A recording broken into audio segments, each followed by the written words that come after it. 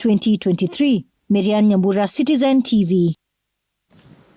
And the High Court has temporarily stopped chief administrative secretaries from taking up office or acting in that capacity until an application filed by the Law Society of Kenya and Katiba Institute is heard and determined. Lady Justice Hedwig Ong'udi directed that the petition and notice of motion be served on all parties and responses be filed by Monday, certifying the matter as urgent.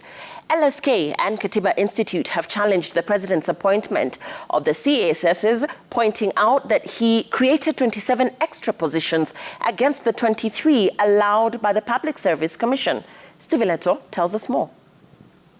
The Chief Administrative Secretary in the government of Kenya, I do swear that I will at all times be faithful to the Republic of Kenya. A day after taking oath of office in State House, Nairobi, the new chief administrative secretaries have learned that they will not be assuming office just yet. The Law Society of Kenya and Katiba Institute have moved to court to block the 50 appointees from assuming office.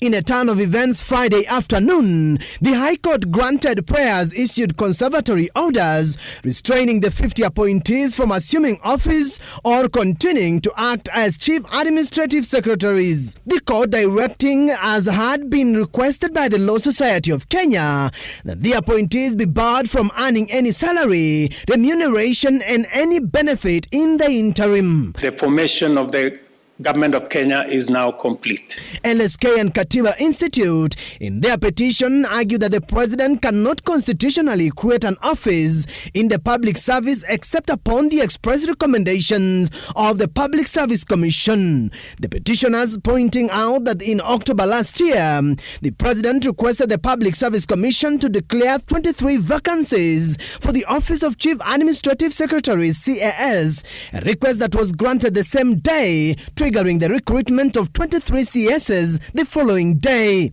The petitioners argue that the president, by nominating 50 CSs, has gone against an approved office establishment of 23 and has unconstitutionally created 27 extra positions. The court papers read in part that the decision by the president to appoint 50 CSs in the full knowledge that only 23 positions were created and recruited for is a gross violation and abuse of the delegated powers of the Constitution.